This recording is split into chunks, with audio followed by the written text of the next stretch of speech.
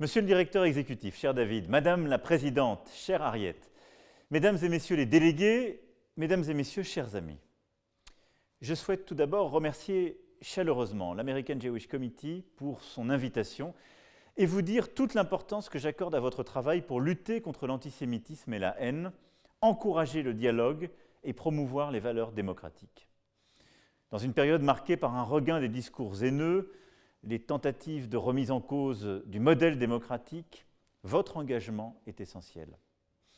Je veux à ce titre saluer l'action du bureau de l'AJC à Paris, installé peu après la Seconde Guerre mondiale, car je sais les liens étroits que votre organisation entretient avec la France, à l'image du parcours de votre directeur exécutif, cher David, récemment élevé au rang d'officier de la Légion d'honneur. À travers ce dialogue que nous entretenons de longue date, la France réaffirme son attachement à la défense des libertés religieuses et à la tolérance. Ce dialogue est le fruit d'une histoire française, celle d'un universel pluriel par lequel notre nation a été irriguée par les histoires multiples des Français juifs venus d'horizons divers, qui l'ont construite, enrichie, rendue elle-même dans les heures glorieuses comme dans les heures sombres.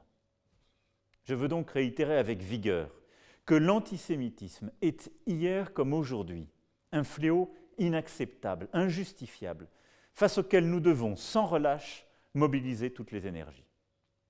Je sais l'attention que vous portez à la situation et à la sécurité des citoyens français de confession juive, dans un contexte où nous observons une nouvelle hausse des actes antisémites en Europe, mais aussi aux États-Unis.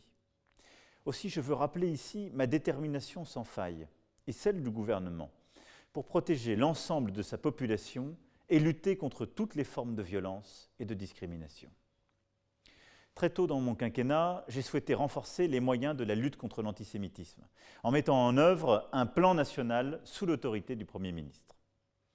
La lutte contre l'antisémitisme commence par la capacité à nommer ce mal qui ronge notre société, et c'est pour cela que la France reconnaît désormais officiellement la définition de l'antisémitisme adoptée par l'Alliance internationale pour la mémoire de la Shoah. Mais ce n'est évidemment pas suffisant. Il nous fallait aussi renforcer les actes. Nous avons créé un réseau d'enquêteurs, de magistrats spécialisés, afin de mieux accompagner les victimes d'actes de haine et renforcer l'efficacité des enquêtes. Nous avons également renforcé nos moyens pour lutter contre la haine sur Internet en instituant un parquet spécialisé, en créant un observatoire de la haine en ligne qui rassemble plateformes, associations, chercheurs et institutions sous l'égide de notre régulateur, le CSA. Cet effort, nous le menons également à l'international pour faire avancer la régulation des plateformes en coordination avec justement ces petites plateformes et nos partenaires. C'est tout l'objectif de ce que nous avons appelé en mai 2019 l'appel de Christchurch, que nous avons lancé ici même à l'Élysée avec la première ministre de Nouvelle-Zélande, Mme Jacinda Ardern, et que les États-Unis ont rejoint en mai de cette année. Je souhaite à nouveau saluer cette décision qui souligne la convergence de nos actions pour lutter contre les contenus qui conduisent à la violence et au terrorisme. Cette alliance autour justement de l'appel de Christchurch, c'est ce qui nous a permis de faire avancer la lutte contre justement tous les discours de terrorisme, mais aussi la haine en ligne et l'antisémitisme en ligne. C'est ce que nous renforçons aussi dans les enceintes européennes à travers tout le travail que nous avons commencé, et une législation de la fin de l'année dernière, et que nous allons poursuivre grâce aux travaux de la Commission que la France a largement inspiré. La France entreprend également un effort massif en faveur de l'éducation et de la formation, pour à la fois mieux protéger les victimes de l'antisémitisme à l'école et accompagner les équipes éducatives. L'enseignement de la Shoah, articulé à celui des manifestations de l'antisémitisme contemporain, doit permettre justement de lever les préjugés, de briser les stéréotypes. Et c'est pourquoi cette bataille à l'école est essentielle. C'est pourquoi l'éducation est le cœur de cette lutte contre l'antisémitisme. À cet égard, je comprends l'émotion provoquée par la récente décision de justice dans l'affaire du meurtre de Sarah Halimi. Je souhaite sur ce point clarifier que cette décision n'a à aucun moment nié la nature antisémite de cet acte. En revanche, la Cour de cassation a appliqué le droit en vigueur, selon lequel une personne n'ayant pas son discernement ne peut être jugée responsable pénalement. Aussi, en protégeant de manière absolue la liberté juridictionnelle, qui est consubstantielle justement de l'indépendance de l'autorité judiciaire, j'ai toutefois demandé que nous puissions faire évoluer notre droit. À cet effet, j'ai demandé au garde des Sceaux de réfléchir à une modification du cadre légal actuel dans le cas où l'auteur aurait absorbé volontairement des substances toxiques. Ceci se fera dans le cadre d'une large consultation, car je tiens avant toute chose à ce que les victimes soient entendues. Nous le leur devons. Il est en effet choquant que quelqu'un qui prend des stupéfiants pour devenir comme fou n'ait pas de compte à rendre. Je veux également saisir cette occasion pour rappeler la profondeur des liens qui nous unissent à Israël. Je me suis ainsi rendu l'année dernière en déplacement officiel en Israël dans le cadre des cérémonies de la commémoration des 75 ans de la libération du camp d'Auschwitz-Birkenau, organisée au mémorial de Yad Vashem. L'attachement profond de la France à la sécurité d'Israël depuis sa création et à son droit à se défendre dans le respect du droit international ne s'est jamais démenti. Je l'ai rappelé lors de la spirale de violence qui vient une nouvelle fois de frapper le Proche-Orient. Je me suis impliqué pour y mettre un terme en coordination avec le président égyptien et le roi de Jordanie et en agissant au Conseil de sécurité. Il faut aller beaucoup plus loin, car ces événements sont venus rappeler l'impératif d'une relance décisive des négociations nécessaires à l'établissement d'une paix juste et durable entre Israéliens et Palestiniens. Nous connaissons les paramètres pour parvenir à une solution des deux États. Et la France se tient disposée à y contribuer dans le respect des aspirations légitimes de chacun.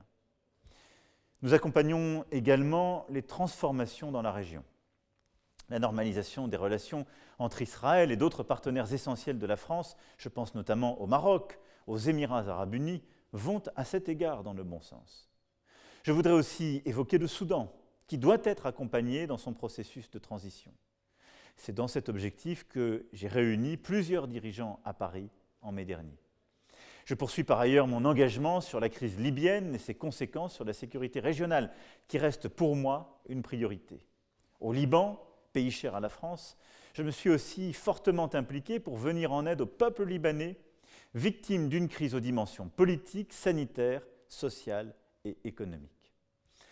S'agissant du dossier nucléaire iranien, je n'ai là aussi pas ménagé nos efforts au cours des dernières années pour préserver un accord qui avait ses défauts, que la France d'ailleurs n'avait pas initié, mais qui avait au moins le mérite de fixer un cadre, un processus de transparence et de vérification.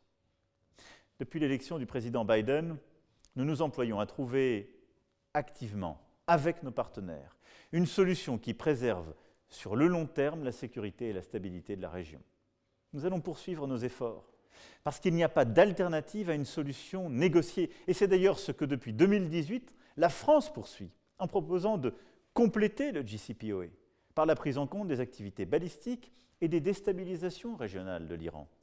C'est cette philosophie qu'il faut reprendre pour aller plus loin, éviter toute escalade, éviter le saut dans l'inconnu. Au-delà de la question nucléaire, il faut en effet que l'Iran fasse preuve de responsabilité dans toute la région. Des discussions constructives doivent s'engager et permettre d'établir cette paix durable. J'aborde ce sujet avec l'ensemble des partenaires de la région, notamment les dirigeants du Golfe, mais aussi avec les présidents, premiers ministres d'Irak, pays où je me suis rendu en septembre dernier. Et je continuerai à discuter, à proposer, à avancer pour œuvrer à l'apaisement. Je voudrais, pour terminer, souligner la force des relations entre la France et les États-Unis d'Amérique, qui illustre précisément notre coopération ancienne avec l'American Jewish Committee. Le 6 janvier dernier, je me suis exprimé pour saluer la résilience de la démocratie américaine et rappeler que la France se tient, comme toujours, au travers de son histoire, aux côtés des États-Unis lorsqu'il s'agit de réaffirmer la vigueur du modèle démocratique. Aussi aujourd'hui, nos deux pays font face à de nombreux défis partagés, dont ceux qui nous réunissent aujourd'hui. Et sur tous ces sujets, Je suis heureux que les États-Unis aient renoué avec l'engagement international qui fait la force et l'efficacité de notre action collective. La France, l'Europe, les États-Unis, alliés historiques, ont beaucoup à faire ensemble en ce sens aujourd'hui. Nous poursuivrons nos échanges sur ces sujets avec le président Biden pour renforcer, par un dialogue constructif, notre coopération face à ces enjeux communs. Les rencontres du G7, de l'OTAN, les prochaines semaines seront à cet égard déterminantes. Vous pouvez, vous le savez, compter sur mon engagement. Vous pouvez, vous le savez, compter sur notre amitié. Je vous remercie.